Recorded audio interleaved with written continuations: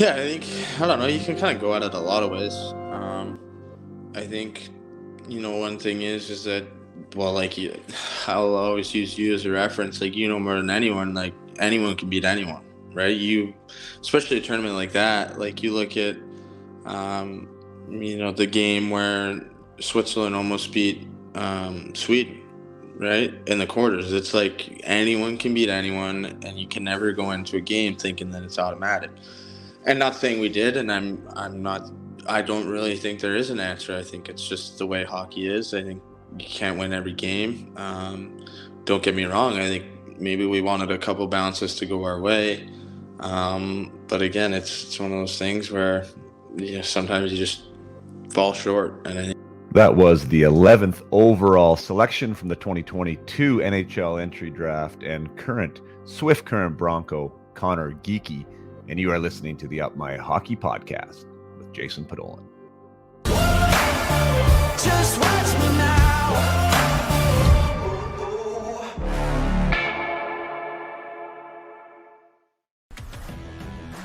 Welcome to Up My Hockey with Jason Podolin, where we deconstruct the NHL journey, discuss what it takes to make it, and have a few laughs along the way.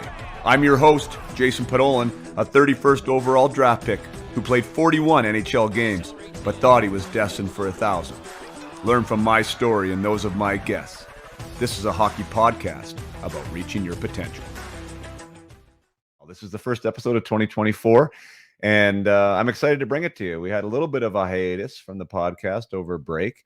As with anything in life, sometimes we do need a break. And Christmas is always an awesome time for a hockey family because you get to step away from the ranks. We have 3 kids that are, that we're chasing all over Western Canada with their hockey. And with Christmas becomes an opportunity just to put everything on pause. And we're not driving children to schools. We're not picking them up for practice. We're not doing anything. We're just chilling. And with that in mind, I took my foot off the gas with the podcast and decided just to breathe and to enjoy the time of year. So this is the first one of 2024, and it is a good one because we have Conor Geekie back on the podcast. Conor Geekie is a former guest as we interviewed him, I believe, as a 16-year-old with the Winnipeg Ice. It was the bubble season, so it was during COVID.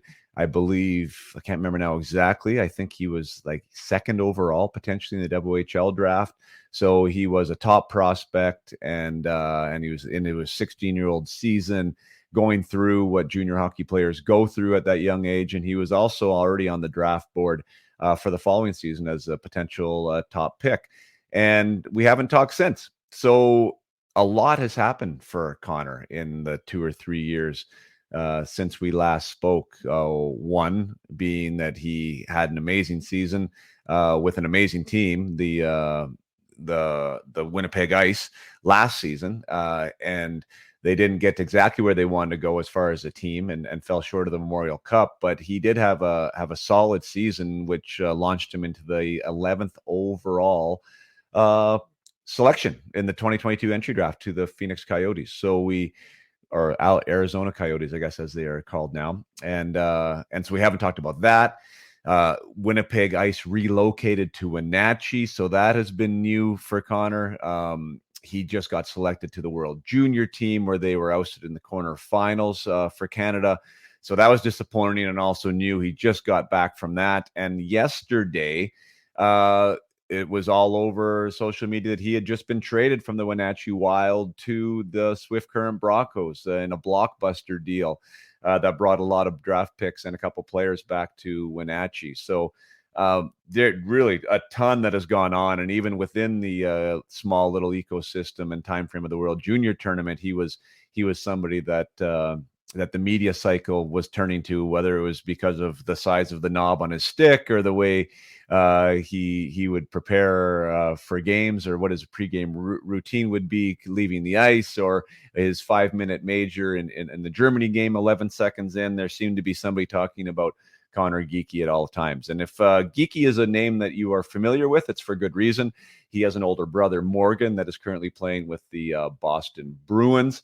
Morgan started his career with the Carolina Hurricanes. He got taken in the expansion draft by Seattle, and now he is with Boston and had a really big night last night, actually. So Conor has an older brother to mentor him and to look up to, who is already toiling in the NHL, and Conor obviously has aspirations to do that in the upcoming near future with Arizona. So yeah, great interview. One of the things that I will highlight, I mean, with all the turmoil, well, maybe turmoil is too strong of a word, but I mean, a relocation of a junior team is quite strange. And even like the coach, Constantine, got fired when he was there. That's another thing that happened while he was at camp. There's just been a lot that's been going around Conor and been circling around. But despite all of the chaos, let's call it, or all the newness of what's been going on for him in the last 12 months or so, he's managed to have an absolutely sparkling start to the WHL season. He's 26 games in, 20 goals in 26 games and 49 points. So almost averaging 2 points a game at the WHL level. He's definitely found his stride here this season, and is obviously now going to concentrate his efforts on helping the Swift Current Broncos go as far as possible this season. And what looks to be Conor's last year in junior, he will be a 20-year-old next year, which will allow him to play pro hockey in the AHL if he is unable to make the Coyotes team out of training camp. So that's a whole new world now for Conor next year, and the next 3 months are going to be focused on finishing his junior career off with a bang. One thing you'll notice about Conor, and I think one of the things that kind of was highlighted throughout the World Junior Championship, where we get to know these players on a much more personal level, is that Conor's a bit of a free spirit. He's a little bit of a freewheeler. He has some swagger to him. He has he has this personality that he doesn't really care what other people think. And I say that in the most positive way possible. I mean, one of the things that I talk about with my players in my mindset program is there's a section on FOPO, which we call fear of other people's opinion. Sometimes this can be something that really holds us back, whether it be in the locker room, whether it be amongst our peer group, whether it be from a coach's mentality or what the scouts are thinking. This idea of what people are thinking of us can really put a shell around us and cause us to shrink. Conor seems like he is wired a little differently. Like he has a mature understanding at a very young age of who he is as a person and who he is as a player. And he is going to go about his business the way he sees best, that is going to allow him to play his best. Now, this is not inherent to everyone out there. As I said, this is something that can really hold people back. But I love the fact that Conor is able to figure that out. It's a dynamic aspect, right? Playing your best hockey consistently and figuring out how to do that and how to grow. I say that there's usually two sides to that coin. There's a player identity side, which some of us are familiar with, and some players aren't as familiar with as they should be. And that's something else that I work with players on sometimes, is understanding their uniqueness as an athlete and their uniqueness as a player and what skill set they need to provide to their team to make an impact on a consistent basis, to help them stand out as an individual, yet also give their team the best chance to win. Oftentimes players take a while for them to figure that out, what it is, what groove they need to find as a player that can really establish themselves and make a name for themselves in the game. The other side of that coin, though, is the personal side, the personal identity, and who you are as a person, and being authentic with that idea of who you are to also allow yourself to have the most impact in a game. These are two different conversations, and the personal side is something that can be difficult to figure out as well. I call that your personal operating manual. How do you prepare? How do you interact with your team? How do you show up in a way that's going to allow you to play your best hockey? And for somebody like Conor, in a game like hockey that is like a gladiatorial style game, right? It's this idea that we are going to battle, we're going to go to war, and we're going to compete, and there's this edge to the game. somebody that's a free spirit like Conor, and I can completely relate to him, which is why I find him so endearing, is that I was super competitive, as Conor is, yet my approach to competitiveness wasn't one of staring somebody down or being silent before the game or being all stoic. I was more aloof. I was more loose. Conor seems to be cut from the same cloth, that he is somebody that's going to walk in with a smile instead of a scowl. Now, does that mean that he's not going to compete? Does that mean he's not going to run someone over? No. But perception is something that can be challenging, especially for a player like Conor and like myself, because we know that there's people looking, there's people watching, and there's people judging. And they are going to make up their own ideas of what somebody who's dancing in the locker room 5 minutes before they go out means. What does that mean? Does that mean he's not ready? Does that mean he doesn't care? No, quite contrary in a lot of scenarios. But it is hard for that player to be themselves, to own themselves. Because if a player like Conor is sitting in his stall and isn't talking to anyone and is stoic and is super serious, he's not going to go out there and play the type of game that he needs to play. So performance, there's nuance to it. It's crazy. And that's why there's so much individuality to being your best and being able to understand how to play your best. And why I find high performance so intriguing in a team sport like hockey, where you are trying to influence decision makers about why you belong a certain place. It's not just like being a 100-meter sprinter. And if you can run fast and get the right time, it doesn't matter what you do outside of that. Hockey is a game where, again, you need to fit into an ecosystem. You need to be a part of a team. And yes, you do have a set of analytics and a set of stats that comes with you. There's also the perception of what those stats are and the perception of who you are that matters. So a very, very delicate line to walk. But I think Conor's doing a great job of it. Obviously, he's found a way, an approach to the game that is very that is working for him. I mean, who can argue with 49 points in 26 games? Obviously doing his part. I thought he had a strong World Junior Championship, and it looks like he is growing as a player and as a person to find out what works for him. So lots of great stuff to take away from this interview.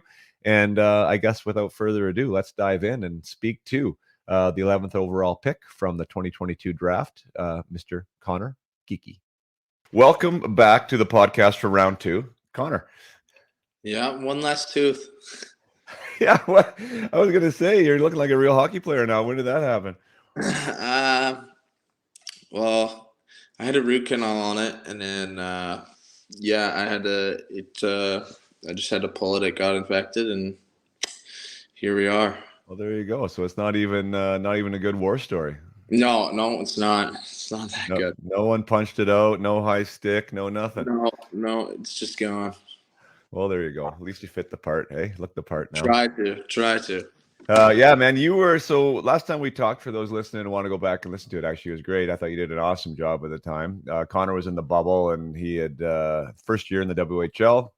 Was a very high pick in the WHL draft, and so we were just chatting about life in the WHL as a young man, and now here we are 3 years later. Conor just finished a round in Sweden with the Canadian World Junior team. He's 11th overall pick in 2022 to the Phoenix Coyotes, and having a breakout, I would call it, season this year in the WHL. So yeah, a lot has happened, man, since the last time we talked, and I don't even really know where the best place to start. Like maybe of the moment, I guess. Maybe we'll just go of the moment because you just got back from World Junior and you just got traded, which is both two crazy things. So maybe we'll go even more of the moment and just say the trade, which got announced yesterday. Like, was that the first you knew of it? Was yesterday? Yeah, no, like I had an idea. Like I think me and Savoy kind of knew going into this year that they kind of had to, right? I think they didn't have many picks. I mean, we went for it for 3 years in a row. So they didn't have many picks, so we were kind of expecting to get traded. And to be honest, I would say Swift was really on the radar for me. I think it was, not that I'm mad at going to Swift Current. Closer to home, obviously. I like Swift. I like the small towns, but I think it was just like Portland's going for it. Prince George is having a really good year. Moose Jaw's going for it. Saskatoon. So it was kind of just like a whirlwind. And then before World Juniors, I heard that maybe they had some interest, and I obviously didn't think anything of it. Kind of wasn't really on my mind. Yeah. And there was lots of guys, wondering what's going on, and I'm the guy that, I kind of live for the I don't know part of the story. So, yeah, I got home. I want to say 2 days ago. Slept, woke up, and got a call, and they just said, "Yeah, we're gonna trade you on a Swift Current," and that was kind of it. It was kind of just a pretty quick little turnaround. Obviously, I love, Swift Current's really nice. I love Saskatchewan. I love being close to home, but more than anyone, just saying bye to the Billets, saying bye to Sav, who I played with for since I was 15 years old. I think it's one of those things. It's a new chapter, but it's obviously really hard to kind of wrap your mind around it that it's over that quick. Yeah. Yeah, and kind of well, I guess even to go back a little bit farther is the move, right? Like that was kind of strange in of itself. And I mean the move from Winnipeg to Wenatchee and how that all went down. So I mean you kind of feel, at least I did. I felt like when I was in junior, I was gonna always be a Spokane Chief, and lucky enough for me, I was. Yeah. And then I felt that was going to be the same way in pro, and found out in a big hurry that it's not going to be that way at all. But yeah, I mean, being in one spot and kind of being attached to a team that drafts you and all that stuff is, there's some loyalty there, I think, and there's a little bit of emotion that goes along with that. And then you guys had that move. Like maybe let's go back even to that. What was that like for you in the summer, finding out that you weren't going to be in Winnipeg anymore? Yeah, I think a lot of frustration, I think, from a lot of people. Obviously we heard the rumors and we heard this and that, but we were promised one more year, and I think that's all the guys really wanted was just one more kick at the can. I think we had a good team. Obviously, Wenatchee's, I think second in their division, right? So we were fully ready to kind of give it one more go, and I found out. My girlfriend texted me and she said I saw this on Facebook. So I would say we didn't really get it handled the best way that we thought was possible. And I think there was just a lot of things going on that we didn't really know about kind of throughout the whole year, maybe. But again, like Winnipeg, the organization, I have nothing against them. They were unbelievable to me. We obviously had 3 great years with the team.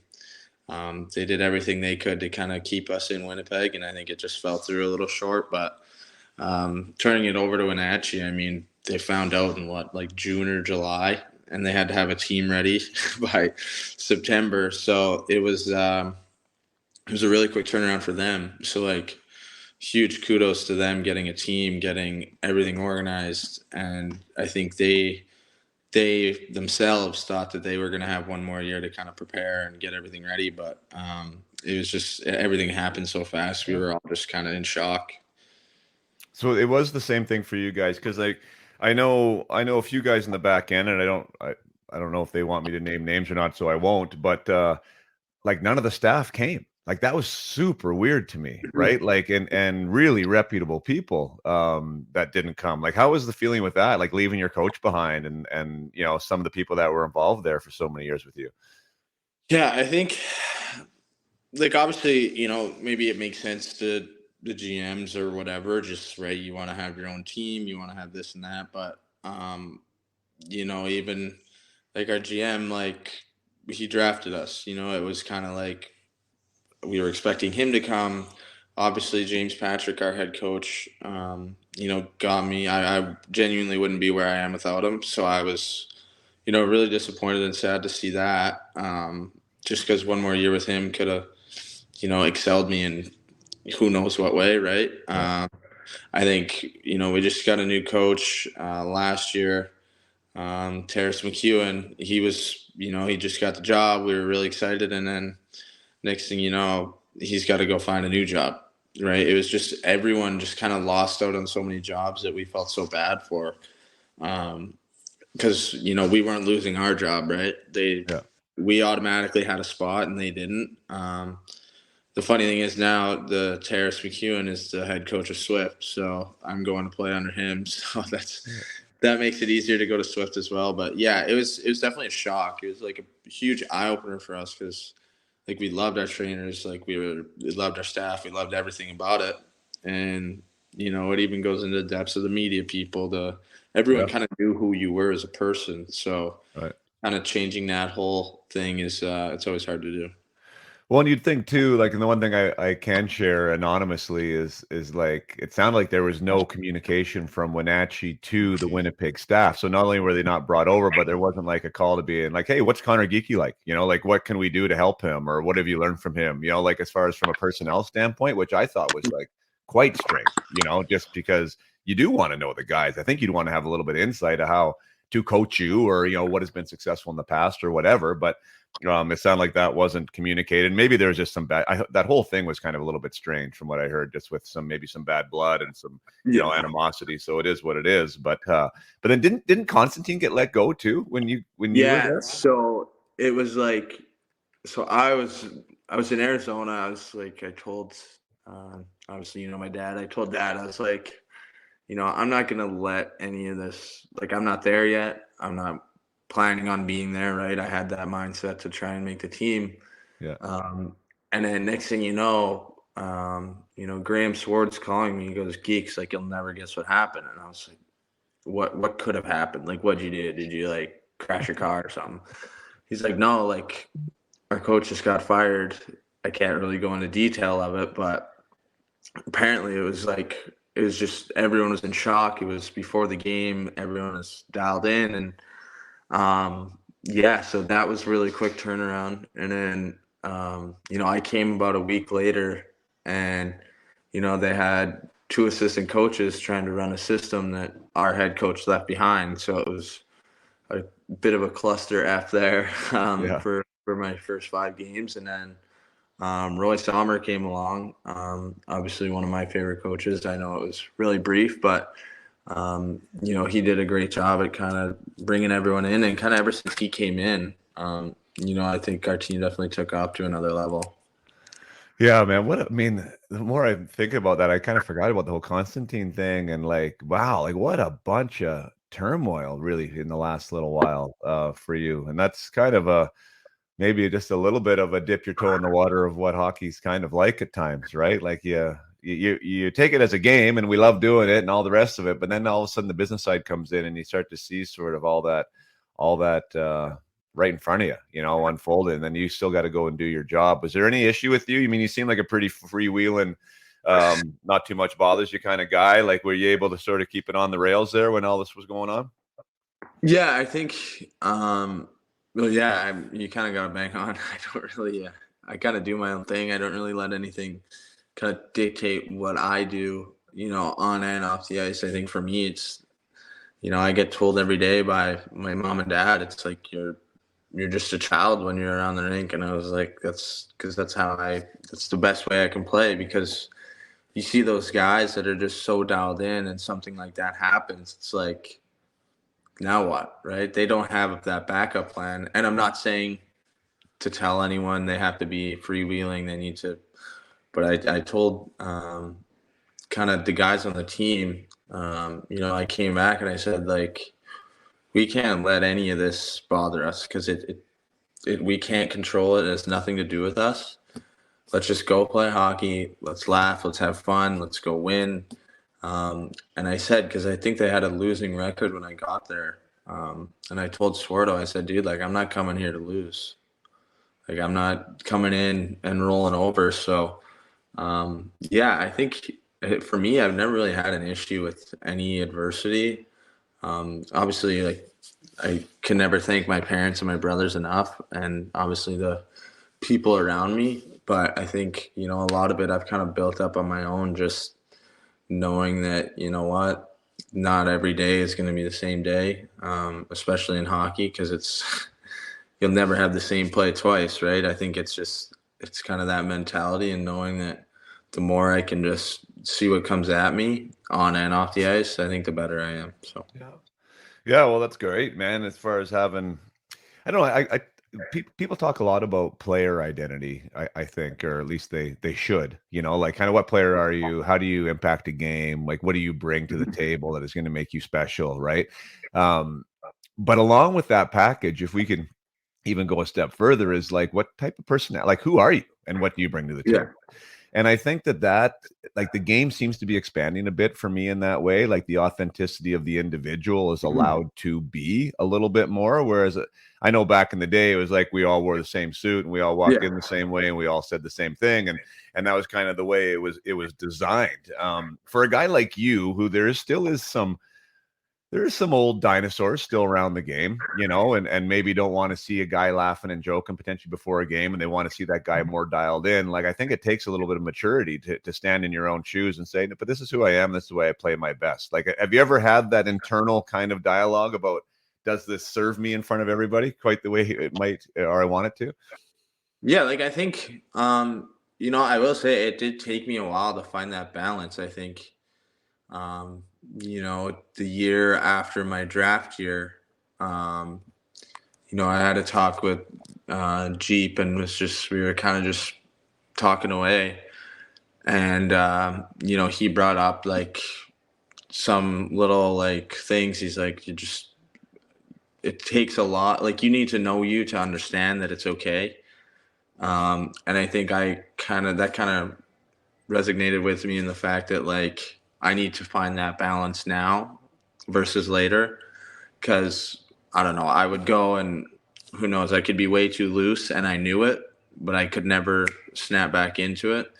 Um, but yeah, like I found that balance kind of I would say over the summer when it comes to working out, being diligent, what I eat, what I do, blah, blah, blah, blah. And then for sure, like every new team I've ever been on, I think it's like, they go, we need to be dialed in here. Like, and I know who it's directed at. It's probably most likely me.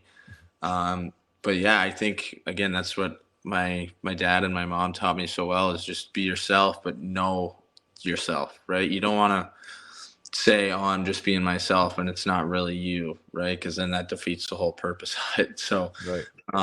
yeah, anyone who's ever came up to me and, they ask, oh, what about your warm up routine? What about that? And I said, it's just me being me. And there's not really a reason behind it. It just kind of stuck with me or, maybe I do things a different way than some people. And, I think I'll always stand by being who I am. And if that's different, then that's different.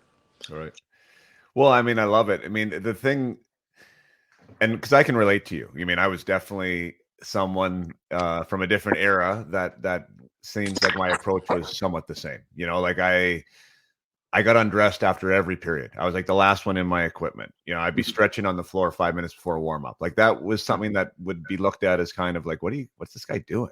Like why Yeah. is this guy doing this? And even coaches would be like, oh, like they want to put a reason to why what you're doing. And then I found that guys like us, like if I didn't play well, then that was what the reason must be, right? Because I wasn't ready. And it's like, well, no, that's not the case. I mean, anyways, like, so I understand where you're coming from. And I understand too, the perception of the way that maybe you come across can allow people to have more questions potentially Yeah. sometimes, right?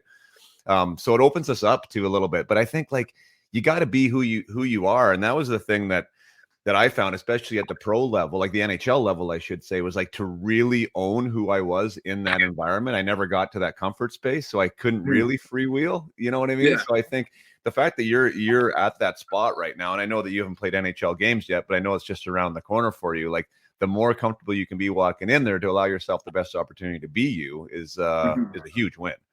Yeah. And I think too, is like to add on to the be yourself, be whatever. I think people also overlook the fact that like some guys need a guy like that, right? I'm not saying, I'm everyone's best friend. That's not what I'm saying at all. But, people need like kind of dad growing up and mom just always said like a smile goes a long way. So that's stuck with me from day one. It's like I go in there, I could have a tough night. I couldn't sleep, blah, blah, blah. But I'm sure someone is going through something else. Like, who knows? Maybe him and his buddy are fighting or whatnot, right? So I just try and always be that person that like they need to be like, hey, geeks, can you talk to the coach for me? It's like, okay, sure. Or I have a question about this. I have a question about that. I always kind of put my put onus on myself to be that guy that they can come to. And I think that's kind of one of my favorite things, is just to kind of be there for someone that maybe doesn't have the confidence to be like, I don't want to do this.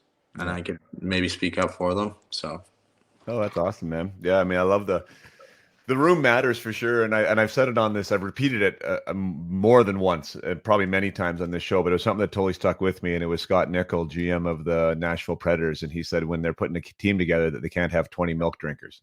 yeah. And just meaning to your point, right? Like not everybody on that team can be the guy with the skates on an hour before the game starts, looking at the floor, all serious, right? Like you need some guys that are going to be in there telling a joke, having a smile, maybe dancing to the music, a little bit loose, getting dialed in their own way. But it just allows that dynamic aspect of what hockey's all about. So you are needed in locker rooms for sure. But the funny thing is, well, I shouldn't say funny, but like I was watching you guys or following. Now I'm talking about the World Junior team, and it looked like you guys were having a lot of fun. And there was one clip, particularly, it was an off day, and I think it might have been before you guys lost in the quarters, where like kind of guys were scrapping around and pulling jerseys over heads, and I don't know, it was this little clip that came out I saw on one of the things. Anyways, I thought it was great, but then you guys end up losing. And then it's like, even a guy like me, I'm like, well, were they not like, were they too loose? Like, were they taking it too comfortable? You know what I mean? And like, and I'm not saying you were or you weren't, but you know what I mean? Like, that's kind of like that line that you're always kind of, trying to tread is right. Are we having fun? Are we ready? You know what I mean? And did you know as a group if you were or not? Any comments on that? Like, did you guys feel that you were in a good spot, or how did that roll? Yeah, I believe the clip you're talking about might have been picture day. So I think that was the game before Germany, Oh, okay. if I'm not wrong. But again, like there was, I think there was a clip of me and Max Celebrini just laughing on the bench and joking around and giving it to each other. But I think people see that and they're like, well, they didn't win, so maybe that's, like you said, that's where they go, right? And I think what people maybe miss or don't see is, like, me and Mac are laughing, but he's giving it to me if I don't score, and I'm giving it to him, right? So like there's like the joking on the bench, but when we're going against each other, it's like it's an all out, word battle. Like, obviously I can't say what's being said, but Yeah. if he doesn't score, I'm screaming on the glass, I'm jumping up and down, but he's doing the same thing if I don't score. So then it starts getting that internal little battle between each other. And, next thing you know, we're going, head to head in a one-on-one battle. I think it was before the tournament. He dangled me, obviously. He's an incredible player. He dangled me in this angling drill. And I told him, I said, if you cut back on me one more time, I'm gonna blow you up. And he starts laughing, and everyone starts laughing, and so we go, and I had offense, and I said, no, you got it. He starts laughing. He goes, okay, and everyone kind of knew it was going down, so everyone kind of started watching, I think, and he cut to the middle, and I absolutely drilled him. And again, I did feel bad. It wasn't a huge hit. I think we just both kind of ran into each other, kind of thing. I'd gone his way more than anything. But I think that's where people kind of misunderstand the fact that half the time, yeah, we're joking, but the jokes are like making fun of each other for not succeeding, right? So like it's that internal battle that me and Mac really had, and obviously we became really close. But I think I have numerous of those on every team. Is just, oh, you didn't score, watch this. So I didn't score, watch this. And obviously all about it with how long you played. But it's just, that's where the compete level kind of shines in our group, I think. Yeah. Well, I think it's fun. Like that's what makes it fun. I mean, I hate quiet rinks. I hate quiet practices, when I'm coaching, and I hate them when I played. Like I was super vocal, and that was the way to have a good time. Usually with me, it was with the goalies that we'd always be chirping back and forth with each other. But yeah, I mean, you can have a ton of fun and be super competitive and actually be like really fiercely competitive, what I mean, in a way that, like we're talking physicality, all this type of stuff. And it doesn't have to boil over to you actually don't like the guy. It's just the idea that you're not going to beat me. Right. And I'm going to beat you. So no, I totally hear where that's coming from.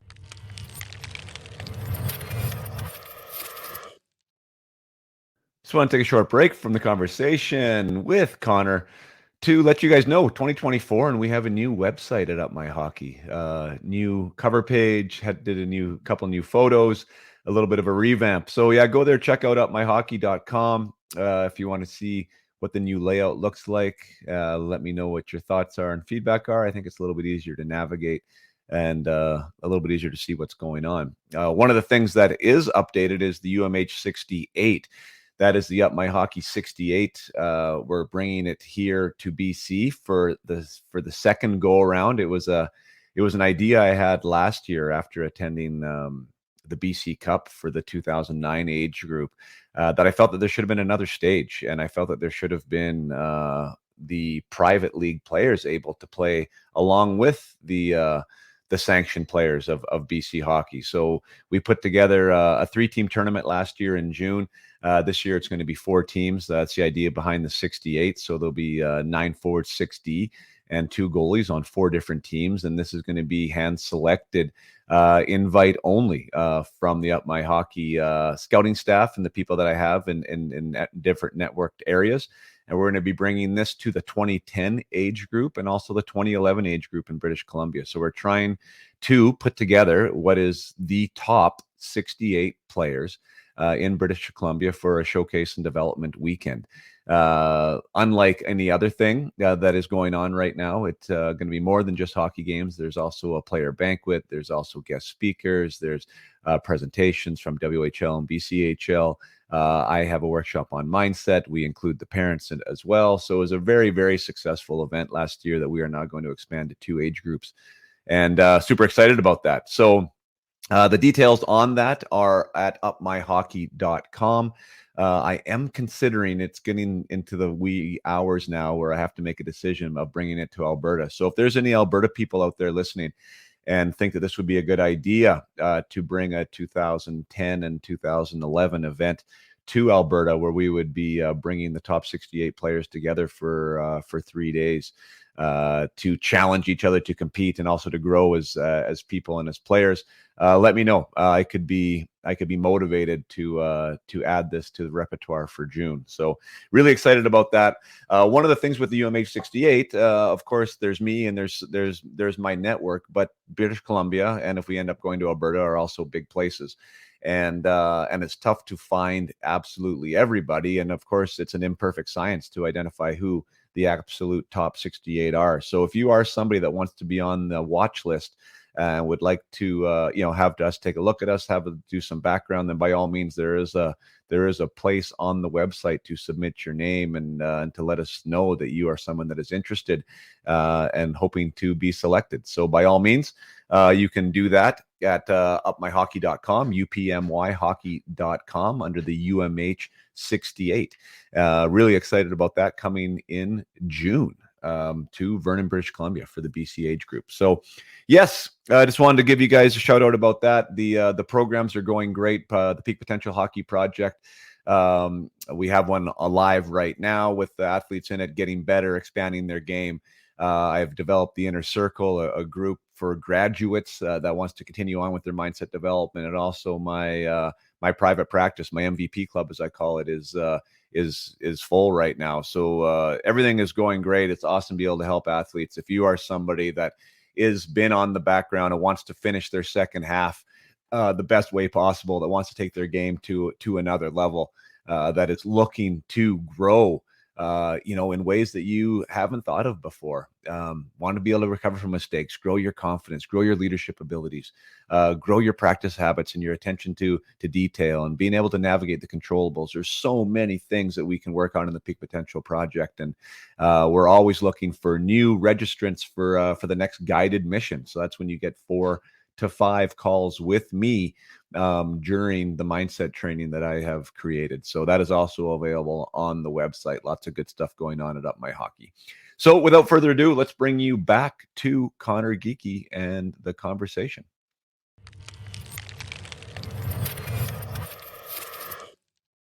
You mentioned Mac, and there was obviously a lot of eyes on him this tournament, and with where he's supposed to be going, and had some really good games and kind of had some average games. Where do you see him at in the whole hockey landscape here coming into the draft? Yeah, I mean, I genuinely would say we did become, best friends kind of over this tournament. I think we were kind of attached at the hip kind of the whole time. Just kind of by coincidence. I think, people, you could maybe ask a couple people, but we're kind of the same person in a way that, like I said, that's why the joking and stuff kind of happens so frequently. But he's such a like just all around good player. You have your Austin Matthews, who's got an unbelievable release, blah blah blah. Right, he was an incredible player. You got your Bedard, who's very cerebral, can see the ice, can shoot the puck. But Max kind of got that. He's great at everything, but he's not like phenomenal. You know what I mean? And I think that's what makes him so good. Is like his IQ is so good that it allows him to be able to do the things that he does. And I think obviously his hands are impeccable. You saw that numerous times at the championships, but he's just such a good guy and just a good person that he, like, not once did you ever hear a draft thing in the group of guys that we had. And I think that's what, is so cool to me, is that, I could say we're looking at his phone and, a clip of him will come up and it's an automatic swipe. There's nothing. And for me, I'm like, oh, this is my buddy. What's going on? And he'll just keep swiping for me. So, yeah, he's obviously a great guy. I think he, I'm maybe biased, but I think he could go on. Yeah, he's a great player wherever he goes. He's obviously they're going to be super fortunate to have a guy like him. That's awesome. When it comes to his personality and even what you talked about there, that whole the world that lives on your phone, right? And the spotlight that was on you guys, and that must have been, I would assume, like for you even, right? Being an 11th overall, like that's a lot of coverage. Now you weren't in Canada, so there would have been even more coverage, but like you kind of become more on the Canadian stage. I mean, people in Western Hockey League know you. You're a known commodity here, but now all of a sudden you're kind of a national commodity, and seeing what's going on in the coverage, and I guess with Macklin too, and I mean, there's so much, so much scrutiny on him. Is it a what's the right word? Like, is it a conscious decision of how you're going to participate in that from a social side and what happens on your phone? Yeah, I think, like I said, I think, I don't post a whole lot on social media. I definitely have Instagram. Don't get me wrong. I love looking at the memes. I love, getting a good laugh or whatever, seeing what my buddies are doing. But for sure, I think, when I was kind of going, they started talking about my knob like a lot. And I was like, maybe this is a little excessive or whatnot. And I think after I made that hit, that's kind of when everything was like escalated by more. They videoed me walking to my seat, and there was maybe I think the jumbotron came up on me, and I was on my phone during the TV timeout, and then there's another like, you know what I mean? He's not watching the game, he's not doing this, and me being around Mac all the time, I think that was one spot where people focused in on. Again, I'm never gonna, obviously I have to watch what I say and do all that, but in front of the camera, I'm not gonna, be a different person. So, right. Yeah, it's definitely, you got to watch what you say and you got to watch, what you're doing. And, I think the best way or best advice I could give to someone who kind of is going through it is just, always think that there's a camera on you. Especially at a stage like that, obviously when you're at home or you're doing that, but, you always got to think like, what if this person saw it? It's like, what are you going to do? Like, what if, my dad saw it, maybe it's different, but like, what if the GM of, so-and-so saw it? Well, then it's a completely different outlook. Right. So I think I just tried to find a good balance for it. And, it ended up working out, I think, a little bit. And obviously people got a couple good laughs from how I tape my stick. Oh, man. The first time I saw it was that Jesse Polak. I don't even know who he works with. I think maybe it's Bar Down or whatever. Yeah. And he had you on the bench and he was talking about your, I don't even know. What was he talking about with your socks? I couldn't even figure out what that with a back tuck. What does that even mean? Yeah, so it's just like I pull my well, I know Dad used to do it. I'm sure you probably did too. Like I pull the socks so like there's the back of the skate and then like the front, and I just Yeah. pull them over the back. Like I think that's fairly normal, like a Euro tuck kind of thing. Right, right. And like I know Dad did it. I've kind of done it for a long, long time, and I just like this is the kind of first time that maybe they were all over me. I Right. definitely have gone lower kind of over the years, just Right, because I right. felt Okay, so that is what it is. It's just over the back of the yeah, like your tendon guard or whatever. Like yeah, you yeah. pull a sock over the. Yeah, I was like, to me that, I mean, I did wear my skates like that, and I thought more people did. I didn't think it was that Hmm. exclusive. But Yeah. anyways, but yeah, the knob. I mean, well, since we're talking about it, and by everyone, the knob is like the handle part of the stick that he's holding. It's quite large. Has that grown over time, or is that all the way it's always been? Yeah, like I think it's kind of gradually grown as I've gotten like as my hand gotten bigger, as I gotten stronger. But it's always kind of been like a bigger than average butt end. So I was like, and it just kept going, and then I finally like I found this is the most comfortable it's ever been. So I just kind of left it there. And then apparently people are saying this is the biggest it's ever been. And I'm like, no, like you just you didn't see when it was like the like way too large to kind of hold your hand in it. So no, it's definitely a unique butt end. But again, it works for me, I think. Yeah.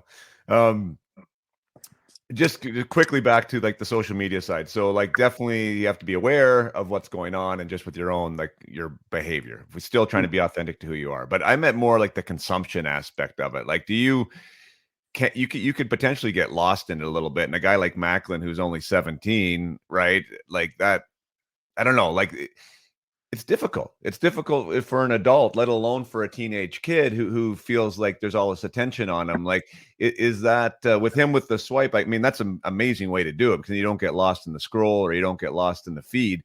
But I would assume that was something that he decided to do along with maybe some direction, maybe from someone like yourself, even, or maybe from someone like his inner circle. Like, just stay away from it.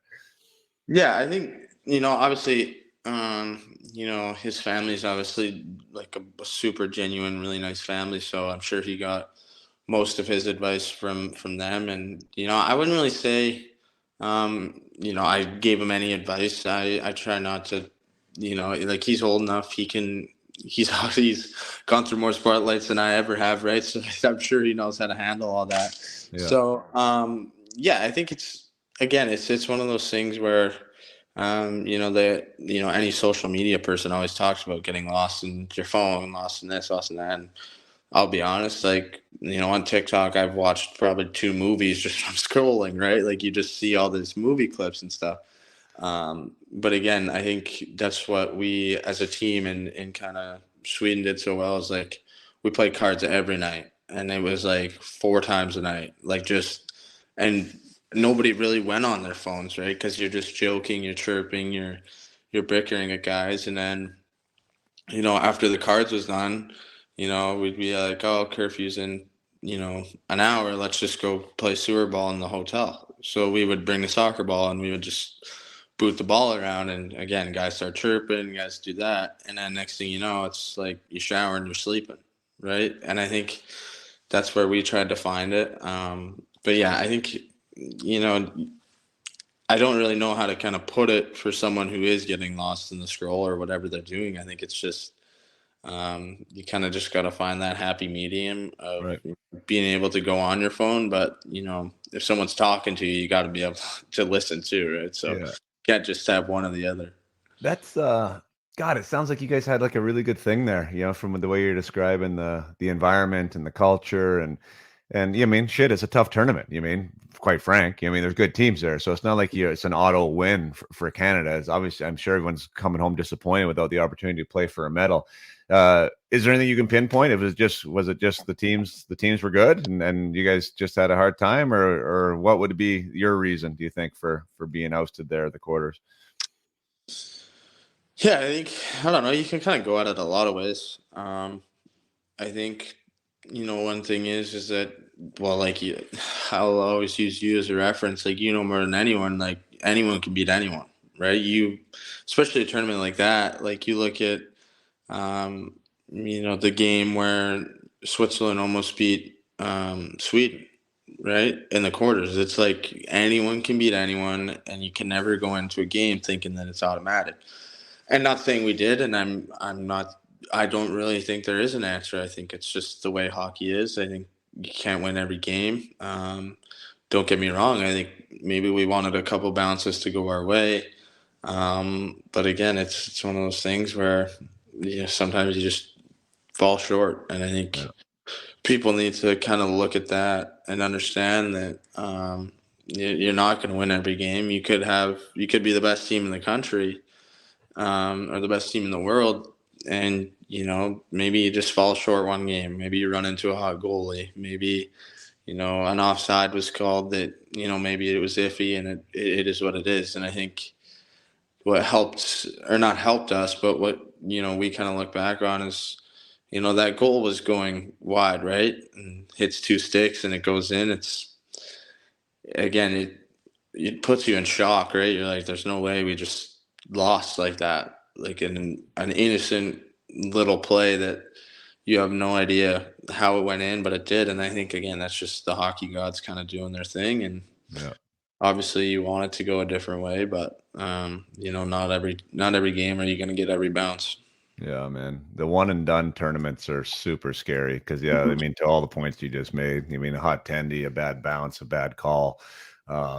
It can go a number of different ways, and unfortunately for you guys, it didn't go the way you wanted. But you mentioned the hit. I mean, I think that was like, what's your take on that? And I didn't follow closely enough, so I'm sure you've been asked this question 100 times. But what was your take on that whole major? Yeah, I think. Well, initially, I knew Germany was, they were hot. I forget who they beat, or they didn't beat, but it was a must win for them. So, I knew, I kind of told some of the guys, I said, I'm going to go out there, I'm going to set the tone. I'm going to, get a body in early. And, I wasn't going, and I'll tell everyone this, I had no intentions to go and injure someone or do whatever, blow some guy up. But, I wanted to, being a bigger guy, kind of being able to play, that role of being a goal scorer and being that physical kind of playmaker. I said, I'm going to go, going to go try and get the momentum in the first shift. And, I thought I kind of did the best I could to, limit the eyes of the hit, right? I, planted my feet. I've always been a bigger kid growing up, so I put my arms down. I just kind of skated through them, kind of exactly how I'm sure you teach kids to get hit or to hit. But again, I think it was just a matter of, he was smaller, I was bigger, and I think the double AHF rules, it's hard, right? Because any head contact's as a major, so they made the right call. I think, obviously in the heat of the moment, you have your mixed emotions, right? You want to, you want to play for your country, you want to do all this, but again, I can't really be mad at anyone. No. Obviously, you can be frustrated, but again, I had no intent to hit someone like that. I just, again, it's there, it's part of my game. I got to be a physical player, so because to me, if someone's watching and they go, if I don't hit that guy, it's like, oh, why didn't he finish his check, right? So you kind of got to look at it that way too. Well, yeah, I mean, that is the way. I mean, I don't know. I don't know what you're supposed to do there. I mean, that's the thing that I said. Like, if anybody asked me, I thought it was a great hit. I thought you did everything right. Like as you kind of said. I mean, you're on the forecheck. The guy has the puck. You have him lined up straight. It's not a boarding call. He just happens to not be protecting himself, and either you like give him an ole, like a matador, right, and like get out of the way because that's where his head's going to be, or you stay your ground and that's in your lane. Like I really don't know what you're supposed to do there. I don't know what you're supposed to do different there other than not hit him. Like and that would be you realizing in the moment when you're already moving the game's fast enough that you're supposed to get out of the way. And I don't think that's fair. So I don't know. I mean, because it was head on your arm or shoulder, like maybe they need to call it 2 there. 5 is a bit tough. My God, 11 seconds in, I felt sorry for you there. But I mean, whatever you do, I mean, it is a little different in Europe. It was a little different with the IIHF, and I mean that wasn't the only one, of course. Like there was lots that went under scrutiny there. Did that change your game at all? Like when you did get into the quarters, like was it something that you had in the back of your head that you couldn't maybe follow through on some hits that you would want to? Not really. I think again, me being me, I was like, it's just part of my game. I think, I definitely think people understand that. Like I said, I wasn't trying to, hit the kid maybe as hard as I did. But I agree with what you said. I kind of just possessed my lane, and it's not like I blindsided him or I did any of that. I just, kind of stayed in my lane and kind of stopped my feet just to stand my ground. But no, against the Czechs, I probably had just as big a hit as that, and it didn't get called. I think it was just the same thing. This guy was just 6'1" instead of 5'10", right? So. Right. No, I didn't try to let it bother me because I know playing physical. I found out this year that I need to bring that into my game, and I play. I just trust my body a lot more now. Being able to box a guy out or use my body to kind of create space later on in the game. As just kind of when you constantly hit someone, they're probably not going to keep coming back. Yeah. So I just tried to emphasize that as much as I could, and. Again, I ended up making a big hit against Czechs as well, and trying to get the momentum back for us. You watch? I'm sure you've seen him, Coach Chippy. He's on Instagram quite a bit. Yeah, I've seen him a couple times. Yeah. He did one that I thought was hilarious. Where he was like playing off the refs, like, and they were reviewing your hit compared to the one where the guy got put into the boards. Oh my God, he nails so many things. I think he's a good laugh. But anyways, how was that selection process? Like, I mean, I know you're having a beyond a breakout year. You're almost averaging 2 points a game, which, would put you up in that 150 point plateau, which would be crazy if you were able to play a full season. So, I mean, the numbers you're putting up are huge, but there's a lot of good players at that camp too, So like when you go into that selection camp, what was your attitude like for that? And to put your best foot forward and to make that team to begin with? Yeah, I think, I go into anything, thanks to my dad and my 2 older brothers, always keeping me humble. Mom's more of the generous compliment type of person. But, I think, I was going in there knowing that, I don't have a spot on the team, right? I'm going in there and, I'm going to try and make it known that, I will compete. I will, do this and do all the little things right. And then not being able, I didn't play the 2 games against the U Sport team, the All-Star team. So I was kind of, obviously it ended up being a good sign, but, you start to get the itch when you see everyone playing and you're like, I wanted to play one game, but again, it was, during practice, it was just make sure I'm doing the little things, attention to detail, do all those things right, and then it ended up working out for me. Oh, good for you. What I never realized you guys played the U Sports team. What were those games like?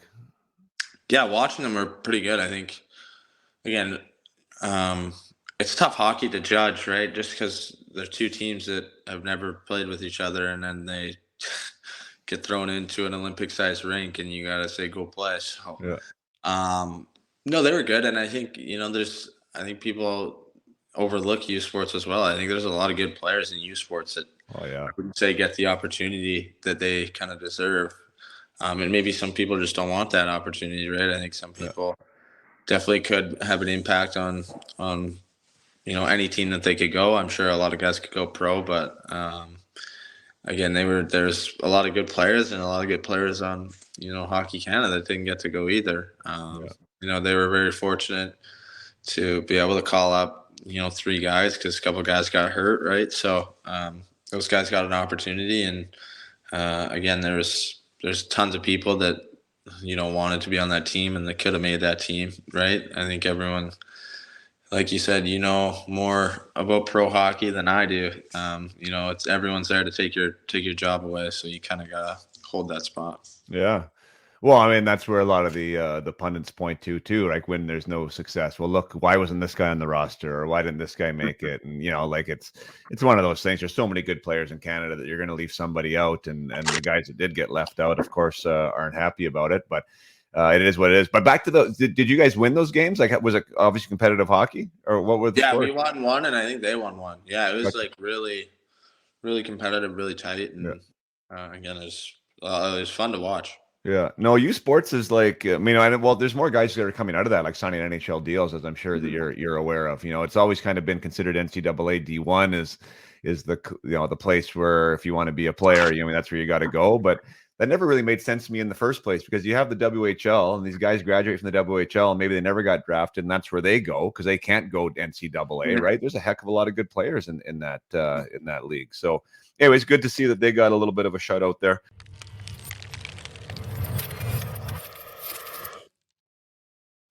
I want to take another short break from the podcast just to again give a shout out and a thank you to everyone who has reviewed the podcast and has shared it in some way or another, whether it be in a conversation or whether that be with your son or daughter or took the time to write a review. That is one way that this podcast that you can give back to the podcast. The podcast is a way for me. This is a vehicle for me. Obviously, it's an extension of what I do for my work now, which is helping athletes be their best, whether it be pro or junior players or minor hockey players that want to work on their mindset.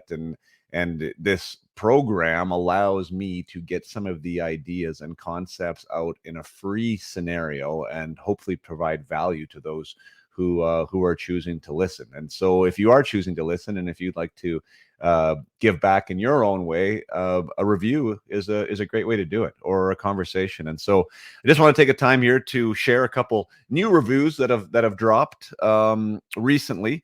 One is from Slayer Dudez via Apple Podcasts in the United States of America. Back in December, wrote a must for hockey historians, 5 stars. I randomly found out about this podcast after a brief but pleasant interaction with Jason on social media. Cool. I sometimes I don't know who Slayer Dudez was. Sometimes people do reach out and say something, but so awesome that Slayer found me somewhere on social media. He says, I'm glad that happened because this podcast is right up my alley. Great conversations, great guests, tons of candid insight on the journey of a professional hockey player. And I love the 90s. So cool. Glad we were able to meet there, Slayer. Thanks for the shutout. Glad you enjoy it.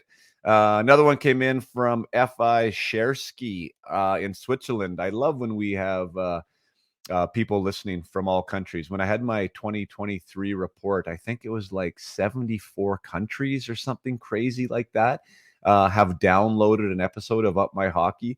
That's kind of mind-blowing to me when I think about it. I couldn't name 74 countries, I don't think. So the fact that that there are hockey fans, essentially everywhere, and this podcast is being able to hit regions that I probably haven't even heard of before, I think that's pretty special and pretty cool. And F.I. Shersky says, great discussions with guests about hockey, 5 stars. Jason does a great job of bringing in great guests who share their insights about the hockey development world. Extremely interesting for players, parents, coaches, and fans. So that's awesome. Love the feedback. Love the support. Thanks for sharing, and great that we are growing this outside, where it started, the roots of Western Canada. That's kind of the idea. I think the conversations are timeless for the most part. And if you have listened recently, definitely go back, find some names that maybe interest you, because the conversations are all present time of the moment. The lessons from other people's experiences apply now as much as they did back then. So definitely go back and review and take a look at what we have in the archives. And I look forward to bringing you guys some amazing guests up here in 2024 and having an awesome year with the podcast. So thanks again. Let's get back to the conversation with Conor Geekie.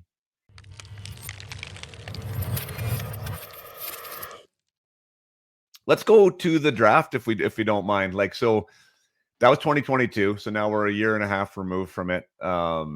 There's a lot of guys that would love to have been in your chair, and with the, you know, the interviews that you were doing, what was the lead up process to that like, as far as being selected by the Phoenix Coyotes? And walk me back to those couple days before, and who you maybe thought you were going to go to, and what you were thinking was going to happen. Yeah, I think going kind of throughout the whole year, I think, I had an okay year. Again, I think this is the first year where I'm happy with, where I'm at, and, my goal scoring abilities, my passing, whatever, my game. Definitely not satisfied, but I think, that year, we had such a good team. It was kind of hard to kind of, I'm not going to say show yourself, but again, like when you have a team that we did, it's guys got to play roles, guys got to do this. And I was always kind of that guy that, I'd play any role that was offered to me. I wanted to be, benefiting the team in the best way I could. So, obviously a lot of media, a lot of talk kind of going into that year, especially with Sav, being my line mate that year. It was a lot. So, yeah, it was kind of, I don't know, I'd say a week before the draft. And, I had a couple of calls with, numerous teams. I think the combine, me and Sav didn't participate in the lifting stuff. So we just had a lot of interviews because our season ended like 2 days before we had to be there. So, when you get off a bus from Edmonton and then you got to get on a plane, you're probably not going to show your best fitness performance. So, that was that. So we just had a lot of, a lot of interviews, a lot of stuff like that. And, I felt a connection with Arizona right away. I think they kind of always had, there was always someone there that I talked to after the game or whatever or whatnot.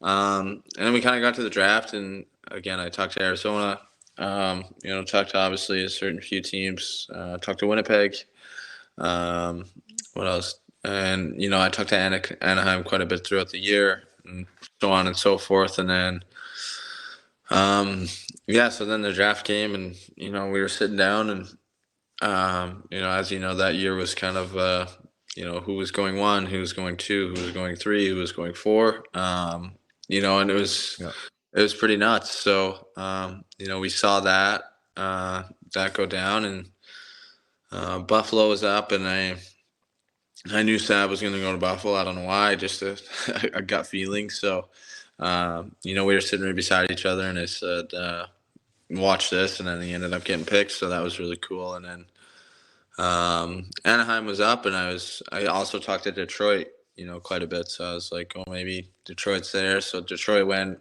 I picked someone else. And then Buffalo picked, and then I was like, oh, Anaheim, I've talked to Anaheim quite a bit. And then they didn't pick at 10. And I was like, oh, so this is what people talk about when it's like you have genuinely like no idea or whatnot. And there's a guy on Arizona. We like made. I was looking down at their booth as they were talking, and I looked down, and he looked up at me.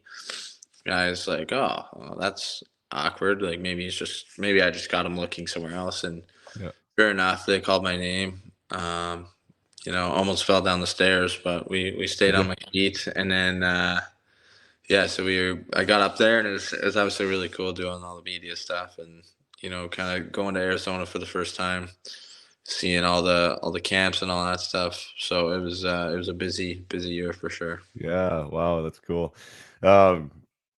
So you mentioned there's a couple times where you thought, okay, maybe, were you starting to get into the headspace of like, when is this going to happen? A little bit. Yeah, I think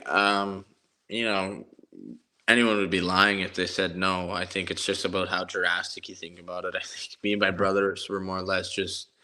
I think we were doing some. We were joking around. We were hitting someone. I was, wrestling with Dad, and Mom was telling us to stop, and we were just like kind of joking around. And then the picks would come, and then if it wasn't me, it would be like, oh well. And then next thing you know, we're doing the same thing all over again. So, no, it was good. It was, it was cool, and I love Arizona. Like I said, I kind of had a feeling I was going to go there one way or another, and especially it's cool them trading up. It kind of shows, maybe they wanted me, obviously, right? It's not like they just kind of fell there. So, they made a trade up, and I'll be forever thankful for that moment. That's cool. For sure.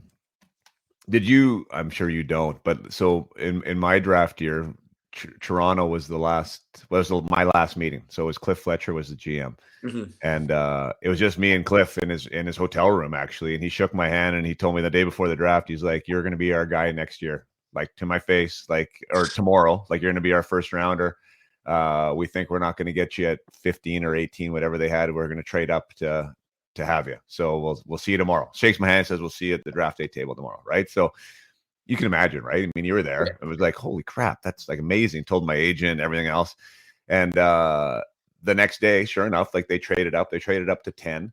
And I was like overjoyed because I had a pretty crappy draft year, actually. Like it was not amazing. So saw my stock slip. I'm still going to be I'm still going to be top 10. I was like all jacked.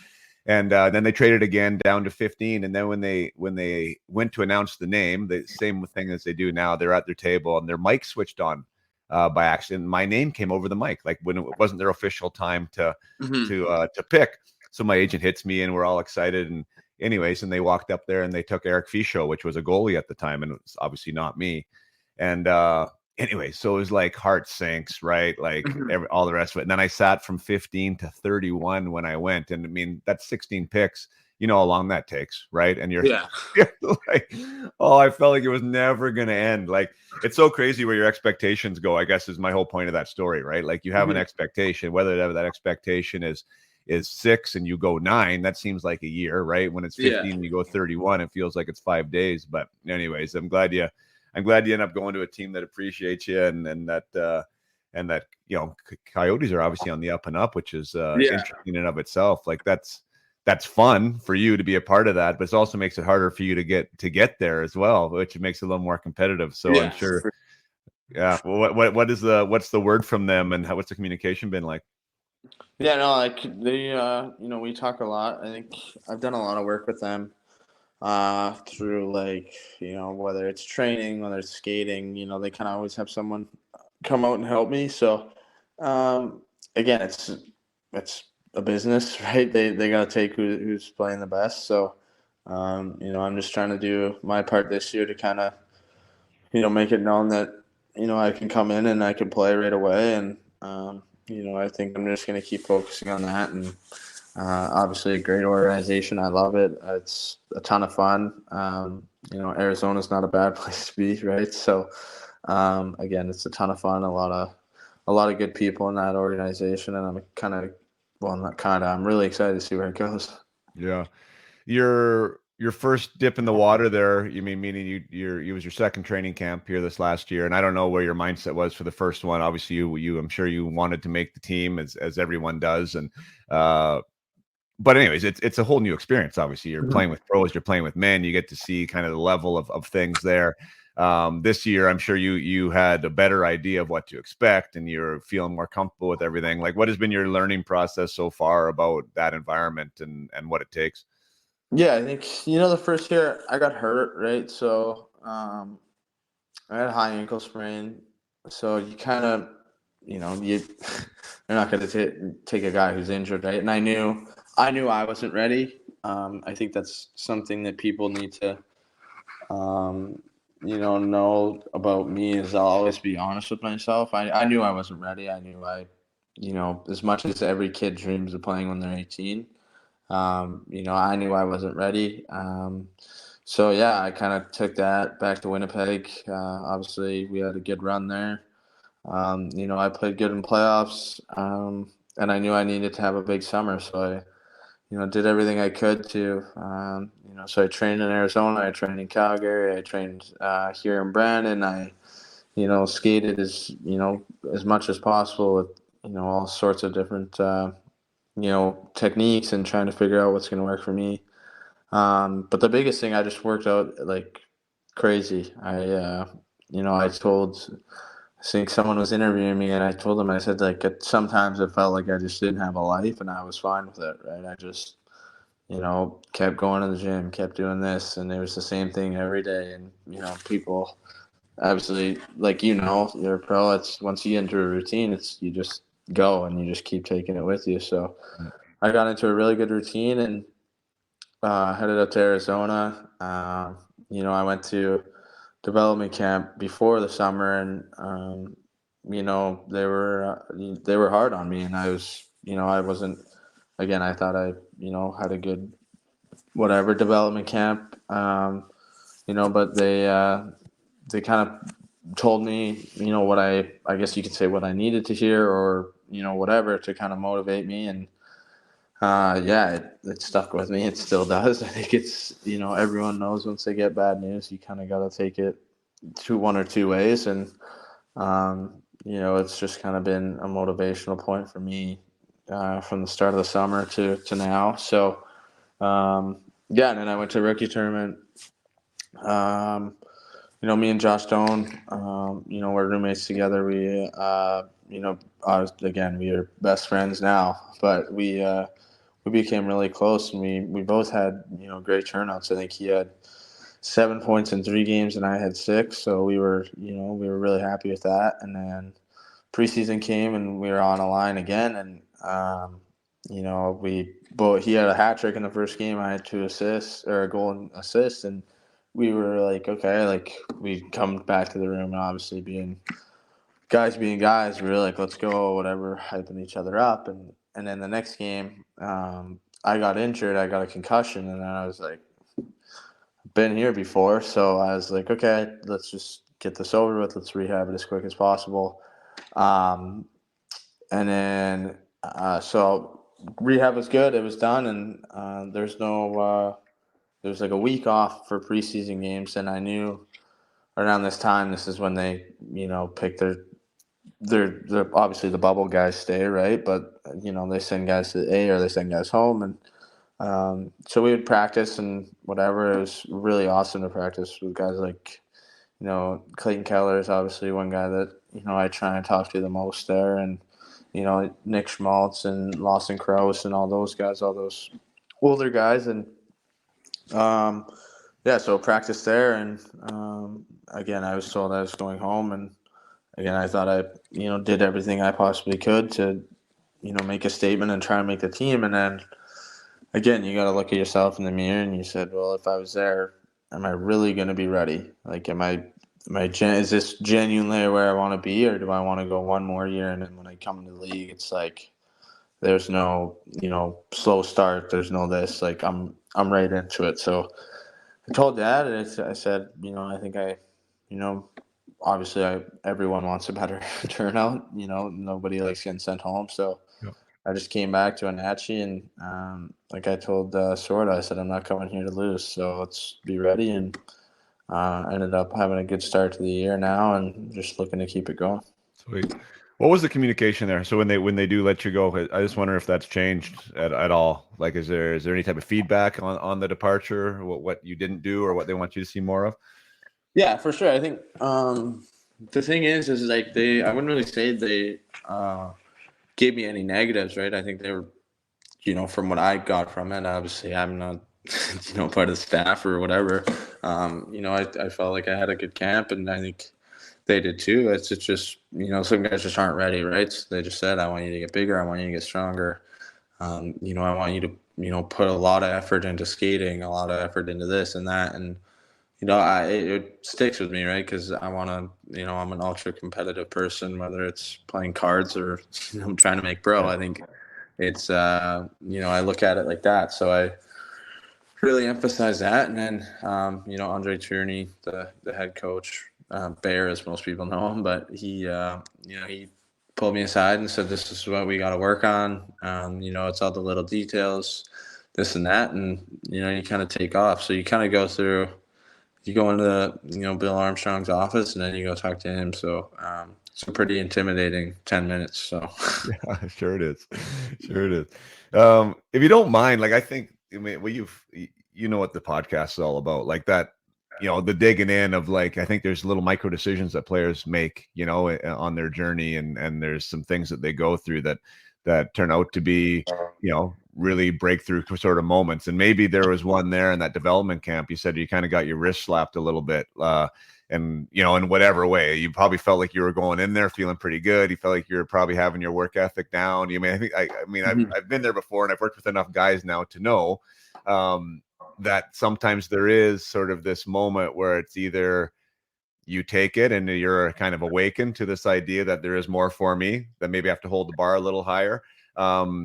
Or you feel like maybe it's unjust what they're saying too. Like what was the discussion there? And if you don't mind sharing that, how did they kind of share that they weren't super jacked as excited as you thought they might be?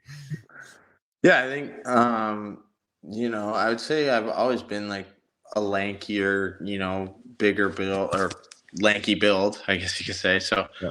I knew my gym numbers weren't ideal, but I was still growing into my body. I was still doing that. On the ice, again, it sometimes it does look like I'm maybe not putting in the most effort, right? But that's just you've seen probably players that do it too. It's Austin Matthews doesn't always take 18 hard strides to go get the puck, right? He normally just kind of mellows out, coast to coast or whatever. So, that was one of the things for me. They just said, we want to see more grit. We want to see more effort. We want to see more results in the gym. And he said, I know you can do it. You played really well in the game, but like your practice habits and how they word it, they're awful. They're this, they're that. And then I'm sitting there in the hot seat, kind of just like, oh, okay. And, I called Dad, and I think the biggest thing for me is, when people say I'm not competitive, I think that's the most, that or a liar. I think those are two of the biggest insults, I could be called. So I literally went home. I told Dad, I said, or my mom actually said it, not my dad. She said, well, I think they poked the bear. And I said, I think so too. So I was a long, grueling summer where, I wouldn't really say, obviously I hung out with my friends and did all that, but when it was time to work, it was, every single day it was a grind. So, that's kind of how I went about it. You kind of, for me, how my brain works is you just kind of, I made it more of an insult than, a lesson, kind of an FU to whoever it is. And it could be the smallest little thing. I think it's, I'm sure you've watched the Michael Jordan documentary. It's like he made lies to get an edge on someone, right? And I'm not saying I go to that extent by any means, but just finding, those little things to make an edge for me in my brain that clicks. And I think that's anything to do with, competitiveness or honesty or whatever it is. How tall and how heavy are you now? 6'4", like 208, kind of 210 or. Big boy. Have you stopped growing now? Like as far as up? Yeah, like I think so. I don't really know. I'm a lot more coordinated, so I think I'm done. Where do you think it's going to be like when you're all said and done and in your man body? Like where do you think you're going to top out for weight? Yeah, probably like 210, 215. Like, again, you don't want to be too heavy, right? Like, I feel like I'm the most comfortable at this. And again, it fluctuates so much, right? It's 208 one day, I'm 202 the next day, I'm 205. Like, it kind of varies, but I think, if I didn't play hockey for, I guess I'll see now, but if I didn't play hockey for a week, I think I'd be, the 207, 208 range. So, you don't want to be too heavy. I think, like I said, I'm the most comfortable I've ever been in my body. I'm probably the strongest I've ever been too when it comes to just, on my edges. Someone can knock me and I feel like it's nothing, right? I think, I used to fall down quite a bit, but now it's more or less just, feeling strong and sturdy. So I'd probably just keep it here for a while. Yeah, no, that's good. Well, I mean, then there's going to be like kind of more what I meant by that is, of course, you can add weight by, working out and getting bigger muscles, but there's also just going to be like a maturation process with you just being a man, right? That you're going to get denser and heavier, right? So you might just put on a few pounds with not even working out at the end of the day. Yeah. But yeah, no, man, that's what an advantage too. Like that's that is nice. And you mentioned earlier, being able to use that and understand how to use it as part of your game, right? And how to grow into that aspect of it and become, obviously the finesse doesn't have to leave, but the ability to have a little bit more physicality to it, right? Or being able to, use your body in areas around the net, that's going to be nothing but an advantage for you, especially as you turn the corner into the NHL. So exciting stuff, man.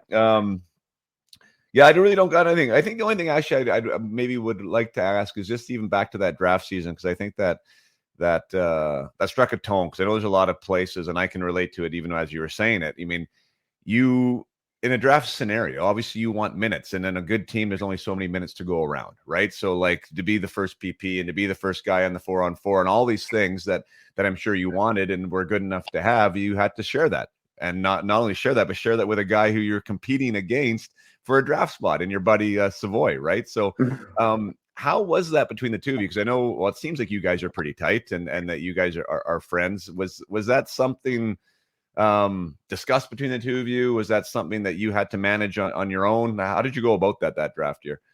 Yeah, so I mean, obviously, again, I got a lot of really good friends through the hockey thing, but we are probably really really close, and I think we just knew, right? I think it was kind of just mutual, like we're on the same team, we have the same common goal, but like if he's getting more minutes, I'm not going to be mad.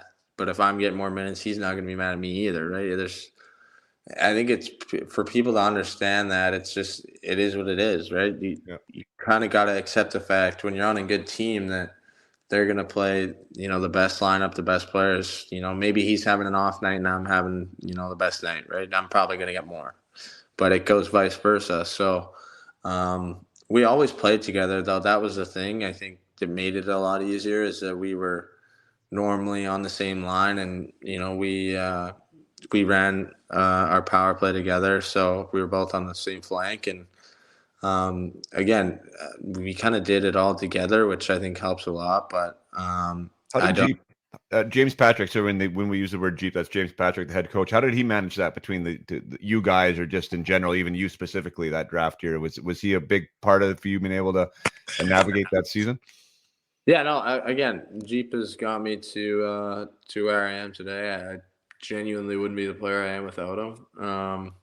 So yeah, he kind of, he was hard on me. I'd say I had probably the shortest leash out of anyone on that team, and I think took me a while to know. I tell him this every time I see him. There's times that I'm sure we both wanted to throw a couple hands, but we kept it in, and I think that's what made us so good, is that we could have that moment on the bench of maybe he's giving me a hard time, and I don't agree, and then the next shift it's good shift, pat on the back, and it's like, okay, like, here we go. It was so good at that, and I think with me and Sav, he went through it, right? I think he was a 4th overall, maybe, or lower than that, maybe. I don't even know. But, I'm not saying, obviously the social media has gotten way bigger, than it was back then. But he kind of knew that it was, it was a big thing and it was important. So he let us do our thing, but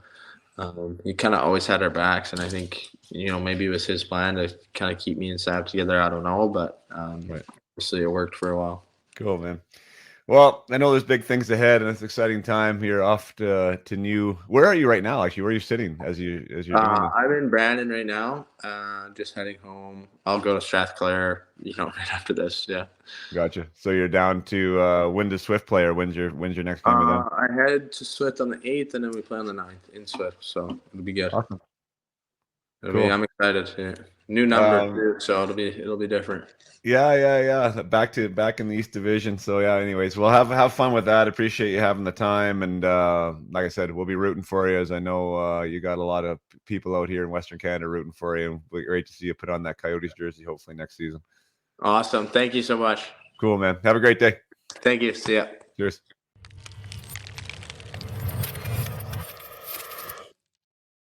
Well, thank you for sticking around to the end of the conversation with Conor. Conor, thanks again for your time. Awesome discussion. And I didn't actually mention when I talked in the intro about Morgan. I didn't mention Craig, who is the dad of these two young men, Connor and Morgan. And Craig is somebody that I played with back in Spokane. And so I think Craig was a 20-year-old when maybe it was my draft year, if I got those ages right. But anyways, spent a full season with Geeks, and now we have Geeks Junior coming along. So as you heard in the interview, how many times Connor mentioned mom and dad, like uh, he wasn't told to do that. That was just Connor being Connor, and what an impact and influence mom and dad have had on him and his brothers. It's obviously a great environment out there that they've created to be able to have the success that they've had. And apparently there's an older brother that is just as good of an athlete, if not better than Morgan and Connor, and was a baseball player or is a baseball player and went to pursue that route. So shout out to the Geekie family for creating great humans and great athletes. And I hope you guys are doing well out there. And yeah, I mean, I really enjoyed that conversation with Connor. So much going on. I mean, we got to remember that these young men are just young men, 18, 19 years old, and on these stages that a lot of us couldn't handle as adults. So yeah, I mean, the fact that they're able to be themselves, that they are able to perform, and they're able to navigate this world that they're in, is pretty impressive. There's a lot of growing up to do, and I think that's one of the great things about our game is, at the moment, like at the time when I was playing World Juniors, and doing the whole draft thing, and going to camps and being in Miami, and all the things that happen, it's just happening to you, and you're not really patting yourself in the back for being able to navigate it, and being able to leave home and have your own apartment and car, and manage all the things that you're managing. But the sport will do that to you. The sport requires you to grow up. It requires you to have an emotional maturity. It requires you to be accountable to what it is that you deem important. And I think that the more that we can prepare our athletes for these types of moments, like the whirlwind that Connor's been through here in the last 6 months, from the relocation of his junior team to the selection camp of the World Juniors, to making it, to losing in the quarterfinals, to having a coach being fired when he was at training camp for the Arizona Coyotes, the team that he wanted to make and a team that he wanted to play for. Like, this is all in the span of 6 months, 7 months. That's a lot. And he seems to be coming out of it just fine with his production there at the current pace that he's at, and that is a testament, I think, to the game itself. That's a testament to probably the Winnipeg Ice organization, and to Jeep, his former coach, and the inner circle that they had there that was looking after him, and also obviously to mom and dad and his brothers, that there was a solid environment there growing up to keep these young men grounded, and to keeping them, with their eyes on the prize, and staying humble, and all those good things, yet still maintaining a real high work ethic and a real high sense of, respect for the game that I find really, it makes me smile. I think that's awesome. And Connor is really a great young man. And I think he shows why our game's so great, that I think it does produce great people. So thank you to the Geekie family. Thank you to Connor. Thank you for everyone out there who's trying to work their ass off to get to where they want to go. That's one of the coolest things about having big dreams, is that it requires work. It requires big work. Big dreams requires big work, and just recognize that your process is your process. And if you can pick up a couple tips, a couple things here and there along the way to help you grow your development curve, to help you get to where you want to do, that means you're doing the right thing. And the more that we can find some joy in the process, the better off we are. So best of luck to everyone in 2024. I know that we just did a big review with my inner circle and my private clients about what the first half looked like and what we want the second half to be. If you're a player out there still listening now, by all means, look back on your first half. Give yourself an audit. How did I perform? What was my offensive impact like? What was my defensive impact like? How was I in the room? What was my dressing room impact like? How did I build a relationship with my coaching staff and with the players on my team? What is my approach like to practice and to the gym? How am I showing up on a daily basis? Take a look. Take a good, honest look at yourself and see what you've done well. See where your lessons were in the first half and things that you can extract from those games and from those first few months of the season that you can now add to your game in the second half. Definitely great lessons there, and when you can do that on a regular basis, you're going to learn faster, right? You're going to grow faster. You're going to apply intention to new things when you show up at the rink, which is only going to add to the stats in the back of your hockey card. So best of luck to everyone out there in 2024. And as always, play hard and keep your head up.